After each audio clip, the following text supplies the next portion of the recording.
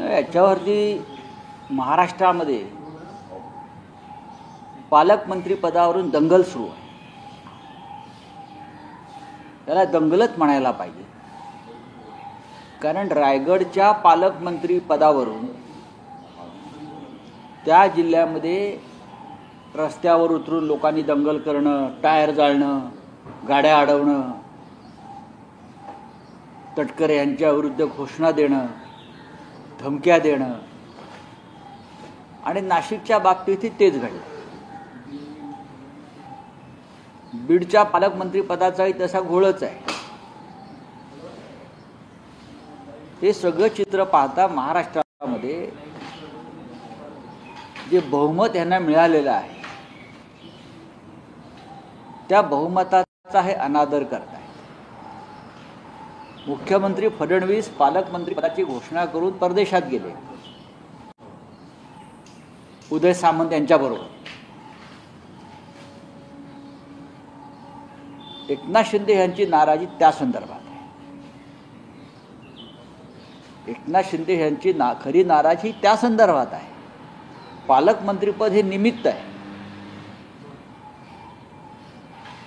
इतकं बहुमत असलेला मुख्यमंत्री, स्वतःचं बहुमत आहे त्यांचं भाजपचं, तरीही ते आपल्याच निर्णयांना स्थगिती देतात पालकमंत्री पदाच्या.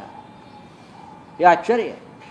एरवी कडक कठोर शिस्त सहन करणार नाही, बेशिस्त वगैरे, बरं का, मी राज्य चालवतोय, मग पालकमंत्र्यांच्या संदर्भातल्या निर्णयांना स्थगिती देण्याची वेळ का आली?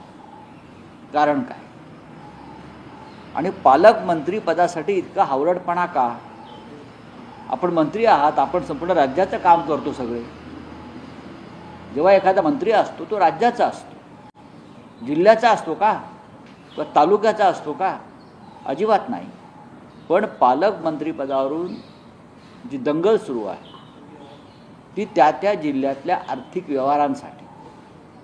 नाशिकमध्ये कुंभमेळ्याचं फार मोठं बजेट आहे, म्हणून कोणाला तरी नाशिकचं पालकमंत्रीपद हवं आहे. रायगड जिल्ह्यामधले व्यवहार सगळ्यांना माहिती आहेत. सधन जिल्हा आहे, अनेक बाबतीत उद्योग आहेत, इंडस्ट्री आहे. त्यांना छळून जास्तीत जास्त खंडण्या कशा गोळा करता येतील असा एक तिकडे हिशोब नेहमी असतो. त्याच्यामुळे ही आर्थिक देवाणघेवाण, हावरटपणा, यातून या मारामाऱ्या सुरू आहेत. आणि मुख्यमंत्र्यांनी आपला निर्णय स्थगित करून मी एक हतबल मुख्यमंत्री आहे, लाचार मुख्यमंत्री आहे, हे दाखवून दिले. आता त्याच्यावरती हस्तक्षेप केलेला आहे. इतकं शिंदेचं महत्व आजही आहे का केंद्रात? नाही, मला किती महत्व आहे माहीत नाही, पण ह्याच्यामधून जर केंद्रानं हस्तक्षेप केला असेल तर दिल्लीनं मुख्यमंत्र्यांच्या निर्णयात हस्तक्षेप केला. आम्ही जे म्हणतो हे सरकार दिल्लीतून चालवलं जातं आहे महाराष्ट्राचं, मग शिंदे असतील, फडणवीस असतील किंवा अजित पवार असतील, ह्या कलसूत्री बावले आहेत आणि त्यांचे दोरे जे आहेत त्यांच्या हातापायांना बांधलेले, हे दिल्लीतून नाचवले जात आहेत. हे आज पुन्हा एकदा सिद्ध झालेलं आहे की मुख्यमंत्री निर्णय घ्यायचा प्रयत्न करत आहेत.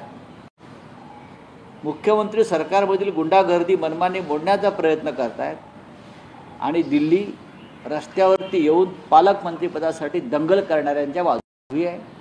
महाराष्ट्रामध्ये हे जे चाललं आहे यापूर्वी कधी घडलं नव्हतं की पालकमंत्रीपदासाठी दंगल. ज्या दोन पालकमंत्री पदासाठी ही स्थगिती दिली, रायगड आणि नाशिक, ते एकनाथ शिंदेंना मिळेल असं तुम्हाला वाटतं का, की ते पुन्हा जे जुने होते? बघा, महाराष्ट्रातून दिल्लीला कोण जास्त थैल्या देत आहे त्याच्यावरती त्या नेत्याचं वजन दिल्लीत ठरतं. एकनाथ शिंदेंचं ज्या अर्थी ऐकलं गेलं आहे त्या अर्थी आम्ही जे ऐकतोय ते खरं आहे की कधी नव्हे इतक्या थैल्यांचा व्यापार महाराष्ट्रात आणि दिल्लीतल्या राजकारणामध्ये झालेला आहे. आणि अनेक झारखंडपासून अनेक निवडणुकांचा खर्च हा महाराष्ट्रातल्या या नेत्यांनी केलेला आहे. त्याच्यामुळे त्याची किंमत जर असेल तर ती त्यांना मिळत असेल. मी सातारा जिल्ह्याचा भूमिपुत्र आहे, प्रकल्पांसाठी गावी आलोय असं स्पष्टीकरण. बापरे, गंमत आहे ही मोठी, ही फार मोठी गंमत आहे. खरं म्हणजे काल महाराष्ट्रामध्ये बदलापूरच्या लैंगिक अत्याचारासंदर्भात हायकोर्टानं जे ताशेरे आणि जो निर्णय जाहीर केला, अहवाल जाहीर केला आणि लैंगिक अत्याचारातला जो आरोपी आहे अक्षय शिंदे, त्याचं एन्काउंटर नसून त्याचा खून झाला असा जो निष्कर्ष न्यायालयानं काढला आणि त्या 5 पोलिसांवरती गुन्हे दाखल केले, याला जबाबदार कोण आहे? माझं असं म्हणणं आहे की लैंगिक अत्याचार करणाऱ्यांना शासन व्हायला पाहिजे, कठोर शासन व्हायला पाहिजे. पश्चिम बंगालमध्ये संजय रॉय याने अत्याचार आणि खून केला, त्याला जन्मठेप झाली ताबडतोब. न्यायालयानं निकाल दिला, फास्ट ट्रॅक कोर्टावर चालला. त्याला आता फाशीची शिक्षा व्हावी म्हणून